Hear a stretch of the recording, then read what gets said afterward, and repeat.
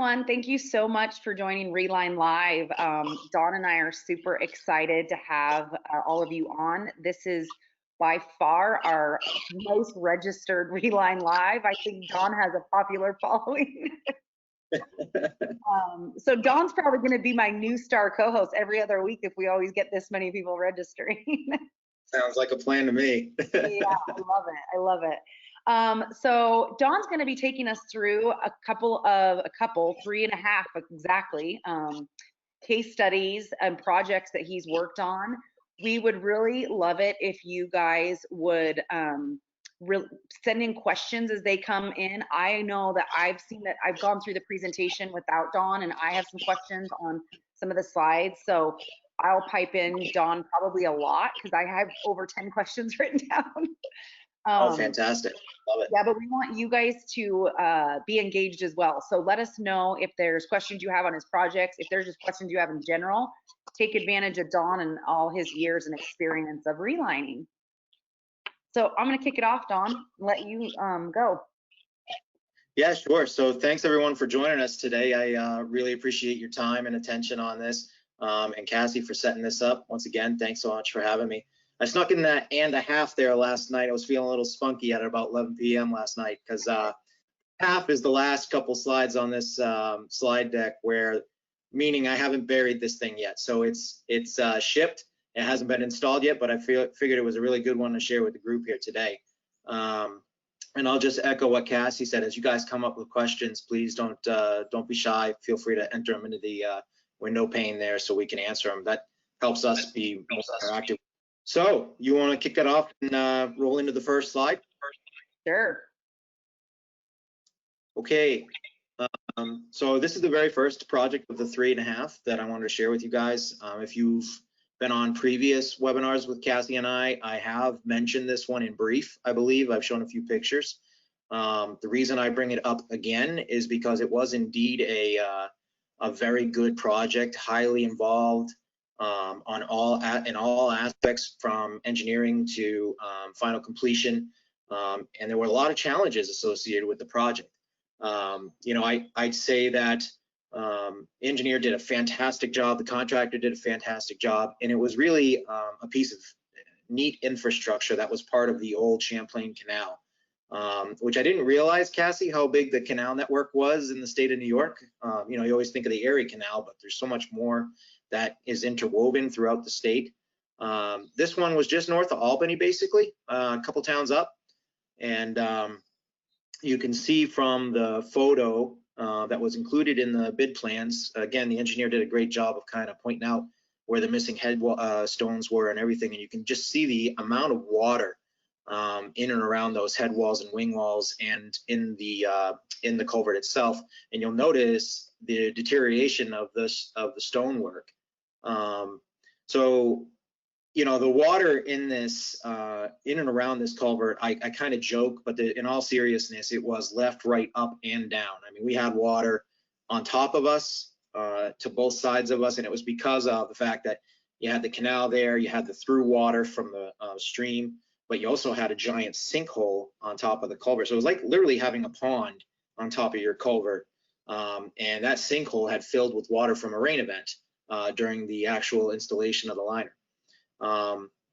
So there was a few, you know, definitely some challenges in this culvert, Cassie, that I got to tell you that they did a really bang up job of getting this completed. The headstones, they were able to actually find some headstones in the riverbed there, or the stream bed, to put back into the head wall. So you'll see it here in a, yeah, and it really looks almost like it was when it was originally built. So as you can go ahead, Cassie. So you say here there's water in every direction, and that was a challenge to complete the grouting. How did you stop the water to do the grouting? Yeah, so the number of things happened, right? Because we literally had water in every direction. We had, I should say the contractor had several large bypass pumps and a cofferdam to get rid of the water or alleviate the water in the stream itself. So we had a nice dry working environment there. They did actually end up having to put some pumps and some heavy hoses inside that. I mean, it was a giant sinkhole on top of this culvert, right? Because literally the entire sidewall of the culvert had blown out. Okay, so if you walk in that thing 100 feet, there's a giant void in the sidewall of the culvert, which made it kind of really interesting because that whole embankment was behind it, right? So they had to bypass, or they had to pump all that water from the rain event out of there, and then fill the sinkhole while we were grouting so that it didn't refill up while we were doing the grouting process, right? So really just trying to mitigate the water, I say on the front end, but again, throughout the course of the installation, other trials and tribulations came up. The other thing that we did is we actually suggested, we did suggest cellular concrete, which you and I have talked about, Cassie, for the annular space, because the amount of voids and, obviously trying to do relieve the uplift pressure and fill all the voids there. But what ended up happening is it was too light because you had water in there squirting in from every direction, right? So what we ended up doing, at least on the bottom lift there, we ended up using a heavier 75 PCF, pounds per cubic foot density grout. And so that helped kind of mitigate some of those water issues because it was heavier than the weight of water. So that helped with getting rid of some of the grout on the other end there. Great question. Yeah. So you want me to go to the next slide? Sure. I was trying to get rid of the bar on the bottom and I opened my email. So I love computer challenges. So kind of neat. I mean, I went up top and drove along the roadway there. You can see throughout the course of these 4 pictures just where some of the water issues were, right? So the second picture from the left is the giant sinkhole that was on top. The very first picture on the left-hand side is actually part of the old canal system from the roadway. And then that picture on the far right side, you can actually see the contractor did a fantastic job of pointing the headwall stones. And there were a couple of areas where the grout actually sought those voids, and which is a good thing, right? For the owner and for the for the entire project, you want that grout to find those voids outside of the host and outside of the liner, so it seals up your entire embankment. So it was a little extra work for the contractor, obviously, because they didn't realize how flowable that grout was, but it actually did a good thing because it sealed up that whole thing and really locked the entire system in place. Once again, it is kind of neat how much infrastructure surrounds the canal system still in the state of New York and how much goes into it. Yeah, we have a really good question. What were the flow rates for the last project in the canal? So I actually don't know that information. What I can add to that topic is this project actually came from a lunch and learn that I give live in person earlier that year. And they had a plate style solution. The engineer had a plate style solution planned for the job, but it wasn't quite meeting the open area requirements for the flow. So what I can contribute to that question, Cassie, is the final size and shape, which you'll notice it kind of looked like a pedestrian tunnel shape, right? There you go. Thank you for that. But little kind of like slight flare out on the upper walls, if you notice. And so that geometry right there ended up matching their host tunnel very well. So it opened up the waterway area from a square foot perspective and allowed more inflow into that culvert.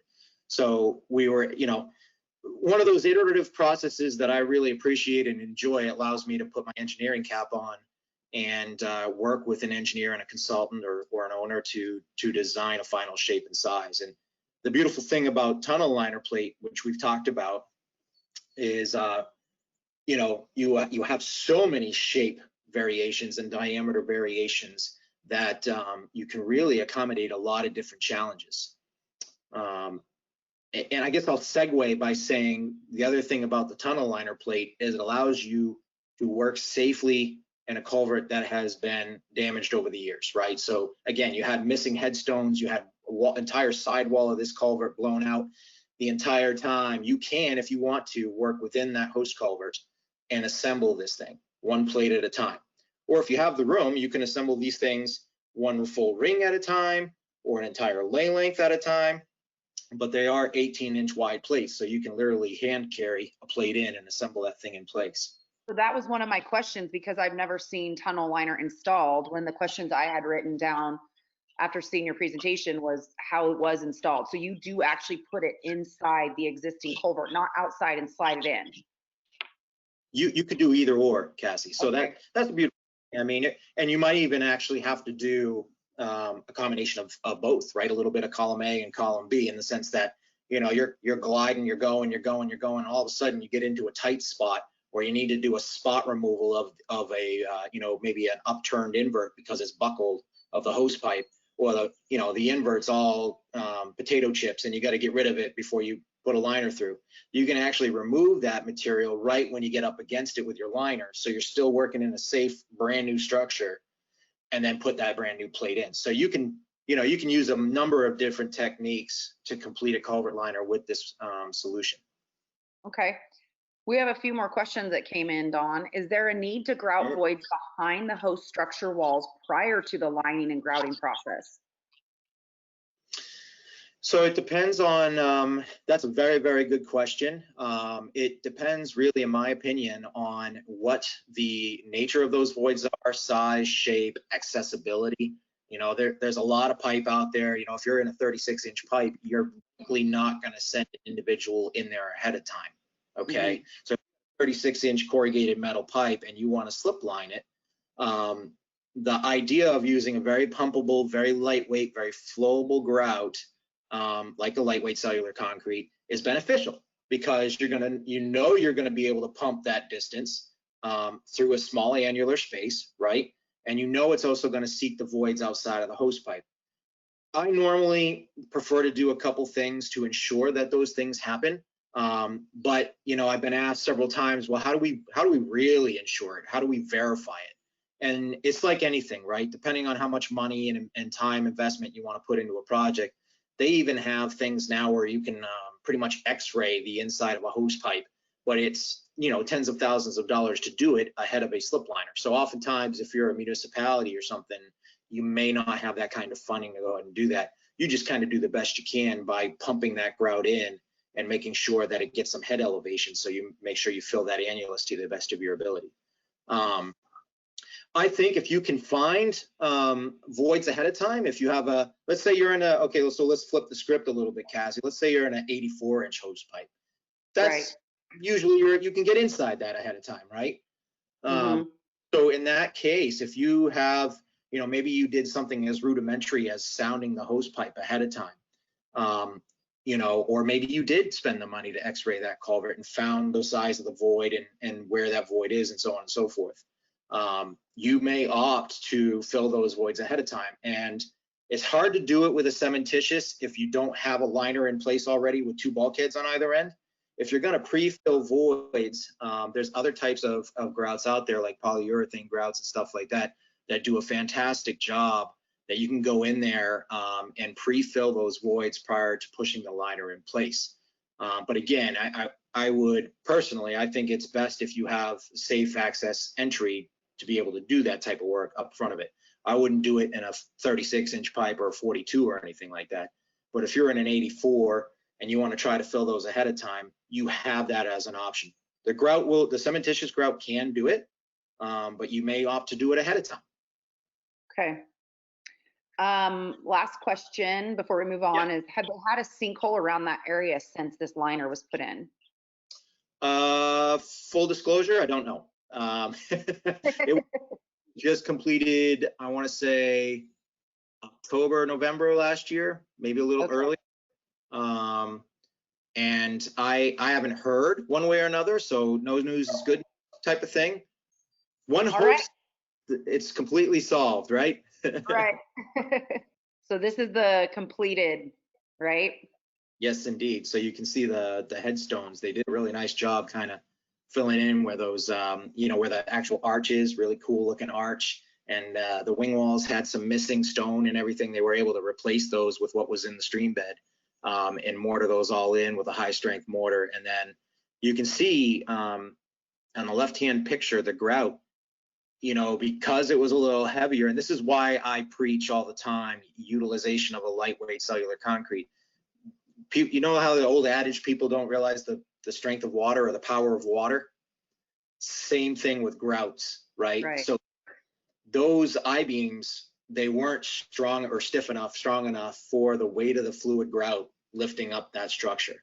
So we stopped the grouting process, put in better I-beams, and continued on our way and completed the liner. So, you know, there's definitely things that, it's just like every conversation I do, a pre-construction meeting or something like that with a contractor or owner. It's important to talk about the grout and what you're going to use. Yeah, definitely. That did turn out really cool. One thing I love about the Northeast projects is some of the old stone stuff. You don't see that a lot out west. Right. All right, our next one. Kathy, I thought you were going to put a dog picture up of me when we first started the webinar based on our earlier conversation. I have one. I can show it to everybody. Well, he's barking in the background. I hope it's not distracting folks. Yeah, no, I have the same. I've got two dogs running around. I'm like, just be quiet for 30 minutes. The benefits of working from home, right? Yeah, exactly.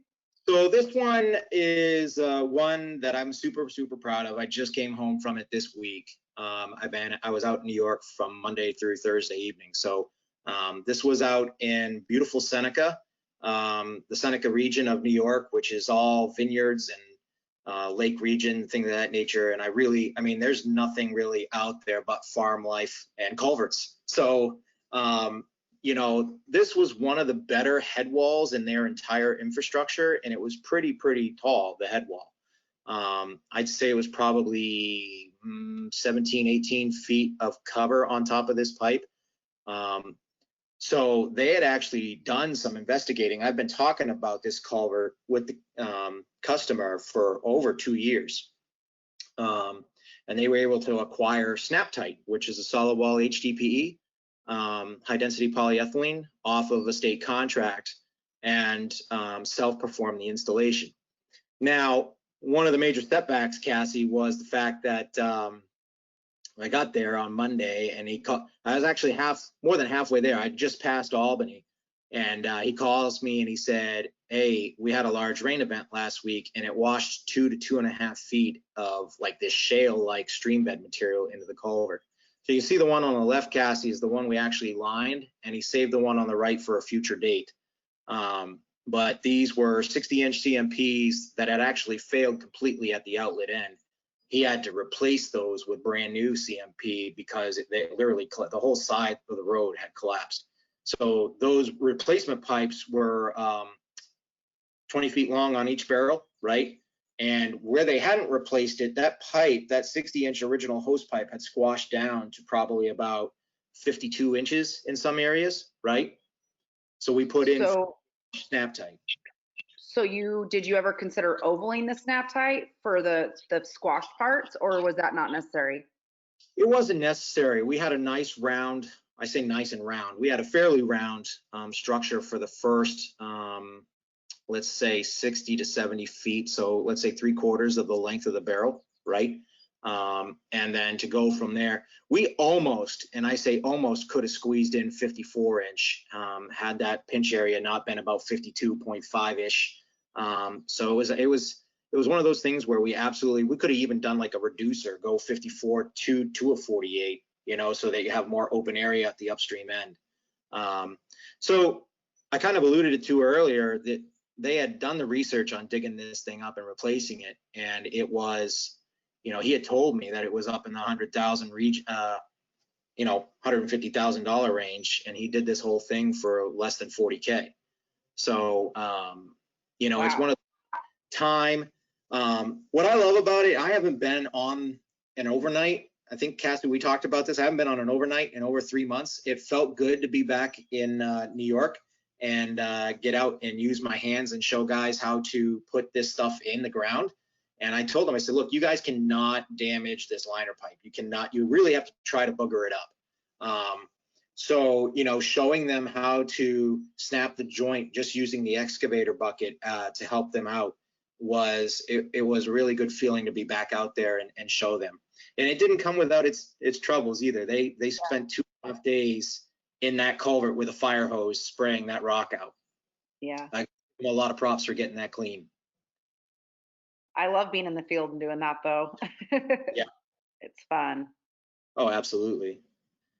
So you can see here, this is another photo from that project. And, you know, we put 2x4s on the top about 11 and 1 o'clock, just so when we do grout it, she doesn't float too much, because everything's buoyant, whether it be high density polyethylene or corrugated metal, you name it, something's going to cause it to float. So that was the third stick, right before we put on the final stick of pipe to slide her through. Now I would say, you know, ideally, right now the bucket's kind of doing a scoop out type of motion. Ideally, you have the ability to bring the bucket and pull in type thing. I'm always 180 on my screen motion here.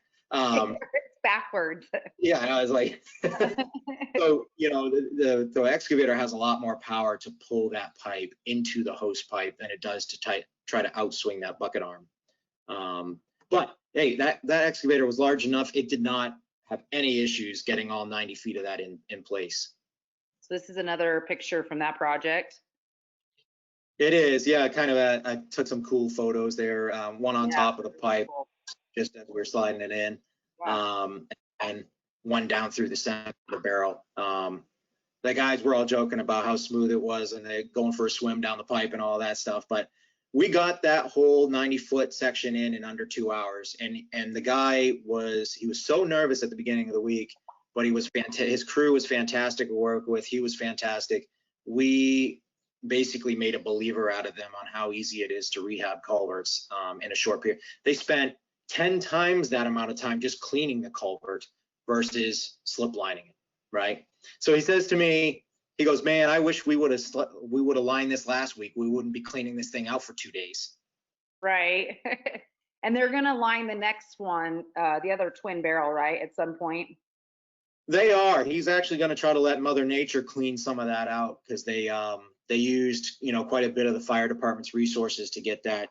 It's Seneca County. There's not a lot of abundance of resource there to go ahead. There's no jetter trucks out there in that area to really get to blow that culvert out. So he's going to try to let Mother Nature wash that other one clean for a little bit until he can line it. But yeah, he's got the pipe already on the ground there to go ahead and to line it. Okay. We have a very detailed snap type question, so I will just lay this out here and let you answer it. What type of construction loading can the snap tight connection withstand, specifically with reference to installation, pulling and pushing liner into host structure after come-alongs used to join sections? Do snap tight sections ever pull apart due to tension or flex during installation activities? It is. That's a very good question, and I appreciate the people who asked that. It is very hard. As I mentioned, I was kind of joking, but in all seriousness, very hard to booger up this pipe. What I actually did for these guys is I showed them, again, working in the field is one of my favorite parts of my job, right? In the larger diameters, 36, 42, 48, 54, 63, you can really slam this pipe around, meaning what I did actually, you see the picture on the left, Cassie, I had them lift that pipe. We had the come-alongs going, right, on both sides, and we only had about 1.5 inches of the joint, maybe 1 inch of the joint completed. So I said, the operator, I kind of talked him up at the beginning of the day. I said, all right, the guy's name was Scotty. I said, Scotty, you're going to be the magic worker here today. And he had a big smile on his face, right? So I said, look, lift that pipe up, and he lifted it, foot up in the air, 2 feet in the air, right? And it completed the snap at the 12 o'clock position. It completed the joint. I said, all right, slam that pipe down on the ground.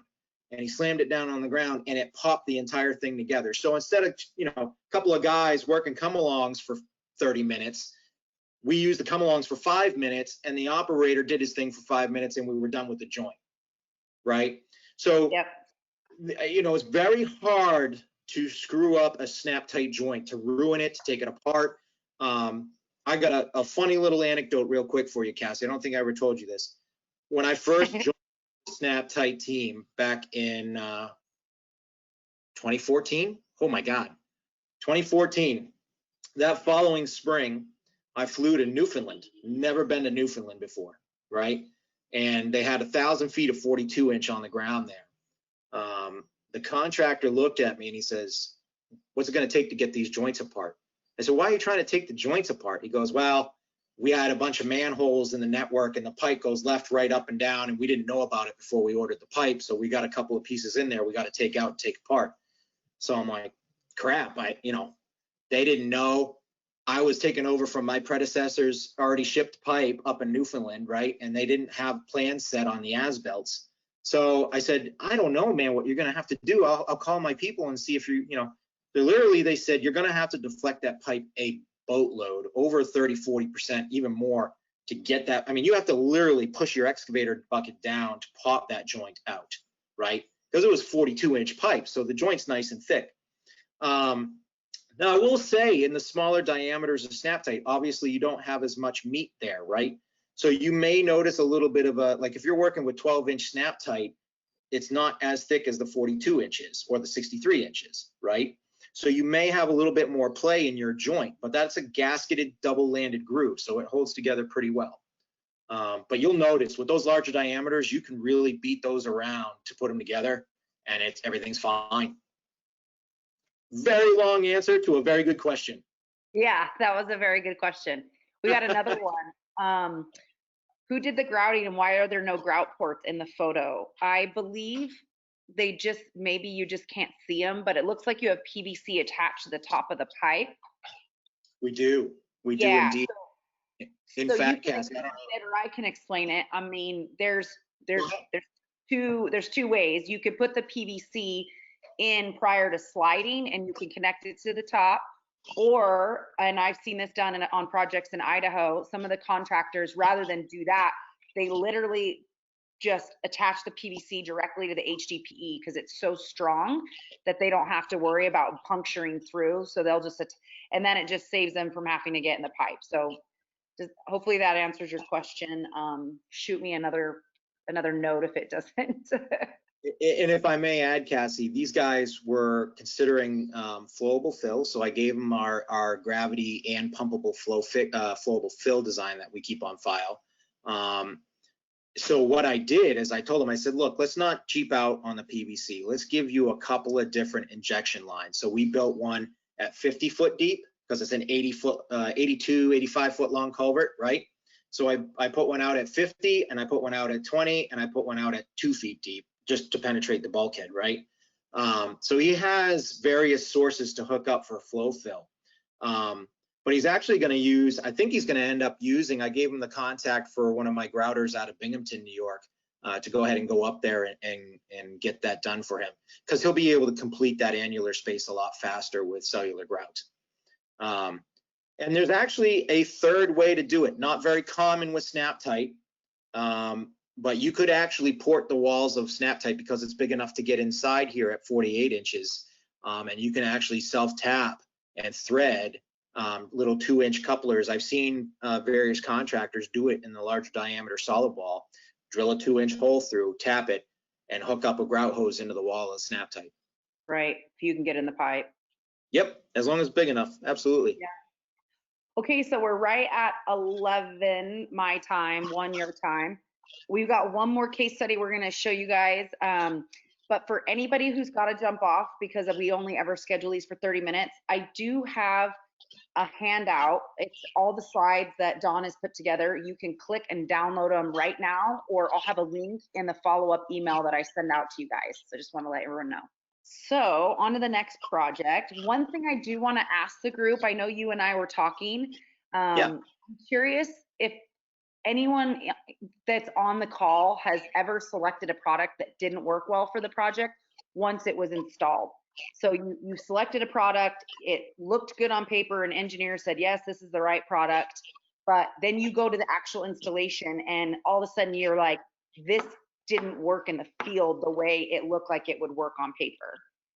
I think that's a fun question, right? Absolutely. It's I'm curious because I am newer to the industry, so I wonder how often that happens. And we have so many people on this call, which is awesome for Reline Live that so many of you are here. I thought we would at least get some feedback on how often that occurs. Absolutely. Good thought provoker. Right. So I'll give everyone a few more seconds. We've had about half of you vote so far. Ooh, more people are voting. Good. The number keeps going up. And I know we're running over, but I think this is a really cool Reline Live topic. So, Yeah, all and right. I can be shorter winded. I've been pretty long winded. I apologize. No, that's okay. I feel like you and I tend to run late a lot. Right?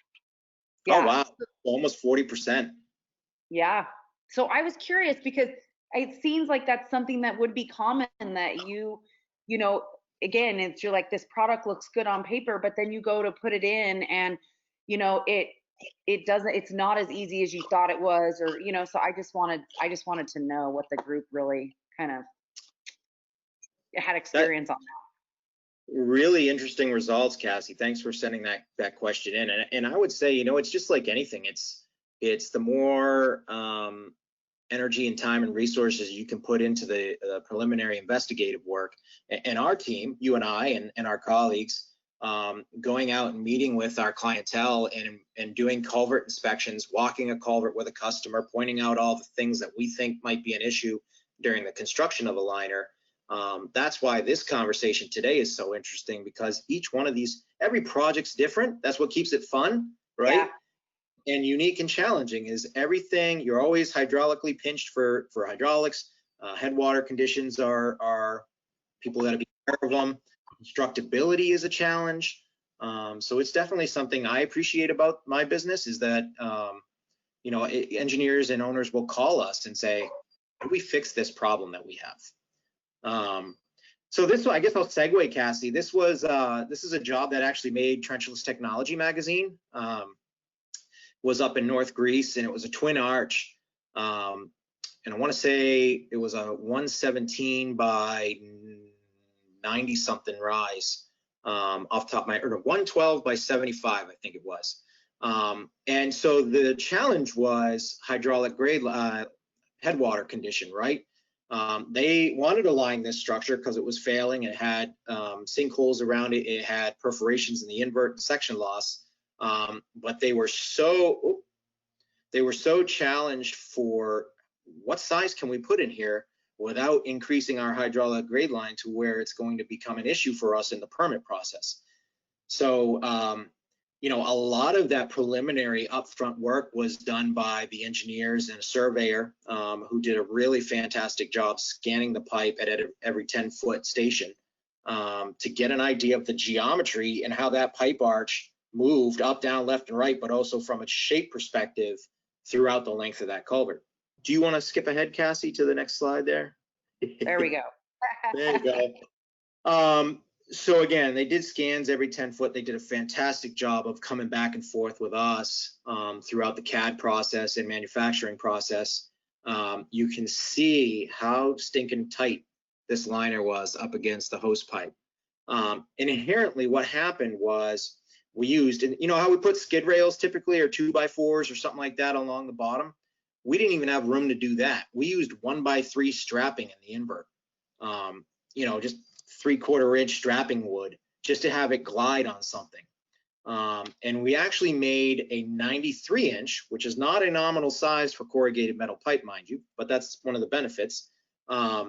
When you squash metal, it rebounds in the plant. So I don't know if you probably knew that, Cassie, right? Because you guys have been doing metal for a while. Yeah. But one of the things you don't realize is AASHTO actually allows for 4-inch manufacturing tolerance. So you could say, hey, I want a pipe arch that's, I don't know, I'm going to make something up, 96 by 67, and it's actually 100 by something else, So making a pipe arch on a non-nominal size on an arch is a very big challenge to do, but they did a bang-up job. Contec had manufactured this pipe. They did a really, really good job, and the contractor did a phenomenal job installing it as well. You can see, that picture where the guys are standing, how tight that liner was to the hose. That is a very tight squeeze. Yep. I mean, again, that's very hands-on pre-construction meeting with the owner and the contractor. So this is the 0.5 of the 3.5 projects. So we'll button it up real quick, and I apologize again for going over. But so this is one we haven't built yet, but I wanted to put it up on the board because I wanted to show you guys an example of some different geometries, some really unique stuff that we can do with glass reinforced plastic, or GRP for short.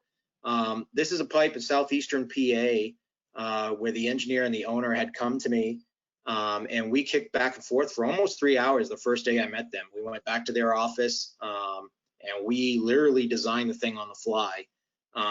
They had a couple of options thrown at them that I had offered, including a metal liner, just like North Grease Road. They didn't want metal for this job site for a variety of reasons, like abrasion and other things like that. And so what these pictures do not do a good job of, you can see the invert missing in the center picture, but on the two outer pictures, you don't see the extent of how bad this hose pipe really is. And in the next slide, Cassie, you'll see some of the work the low bid contractor did for me to be iterative with us on what shape are we going to put in this thing. So you can see, do you see the gray line, Cassie? Does my cursor show up? The gray line? Your cursor shows up. So see the gray shape on the drawing there? Up here? Go up to the top. You see where those, yeah, there you go. See Yeah, that, right. that gray shape that they're drawing? Mm-hmm. Us every, I want to say it was 5 or 10 feet, a shape drawing from their survey. And then those green dimensions, they went in and hand measured at every location and added to the drawing in CAD. So you have this very wonky host pipe arch that's pretty mangled. Yeah. And it was, I mean, you can see down below, Cassie, just below where your cursor, yeah, there you go. We had originally come up with a pipe arch shape that was pretty standard for us, right? And then we modified it based on the data that we got off of this survey. So we first put in the original shape we thought we were going to use, and then we actually made a unique shape where instead of a true pipe arch where your corner radiuses are real low, we kind of raised corner radiuses a little bit so that there was a little bit more quick curvature to it to fit in those places down around like your 4 o'clock and your 8 o'clock position. Maximizing hydraulics and not compromising open area because we can manufacture a cool shape. So you'll see that in the next slide. So there you go. That template you see at the bottom left there, the contractor pulled that and pushed it through the hose pipe to ensure that it'll fit. And then we got a signed drawing from them, just like an approved shop drawing on the template, saying, yes, we've pulled this through, the shape through, it fits all the way through, order this pipe. And so you'll see, Cassie, can you point your cursor down to the bottom picture on the right-hand side? Here. The down below on the corner haunches. There you go, right there. Yep. Yeah. See how quick those corners come up and kind of turn up in. Yeah. You know, real flat pipe arch typically is a very flat, but these kind of came up, and that was to navigate in and around those really bad areas in that hose pipe. We are absolutely maximizing waterway area with this shape. So that'll be installed no later than I think the first week of August, which I'll be down. This increased their flow, I'm assuming. So that didn't, the hydraulics worked for this. Completely. It not only did it meet the open area requirements, but it also has an improved Manning's coefficient, which is a friction factor, right? So the friction on this is very similar to snap tight, actually, in the sense that it's a 0.009. So very superior to a lot of the other things in the market as far as what you can model for our Manning's coefficient here. Yeah. Good point. So that's it. Yeah. So Dawn and I, do you guys have any questions for Dawn before we wrap up Reline Live? We had a good group of questions today, though, I'd say. We had a really good group of questions, and I want to say thanks to everyone and to you for hosting again. Yeah, absolutely. We got to thank you from one of the attendees. Great presentation. Awesome. Thank you guys. Yeah, thank you so much. So just a little housekeeping. I'm going to skip Reline Live next week since it's a holiday. I think that a lot of people are going to be bouncing out early, and so a Thursday, everyone's on holiday Friday. I think that we will resume Reline Live the following week, and I will be sending you guys an email on who will be guest hosting with me then. Thank you, Dawn. I really appreciate it. Probably will be Dawn. You'll be seeing him in a couple of weeks. We're going to do a presentation on, I look forward to it. On inlet geometry. So that'll be one that we're going to have on July 16th. We just scheduled today. So I'll have that on the website here in the next couple of days. Thanks, Awesome. everyone. Have a good weekend, everyone. Thanks again. Yep. Bye. Bye.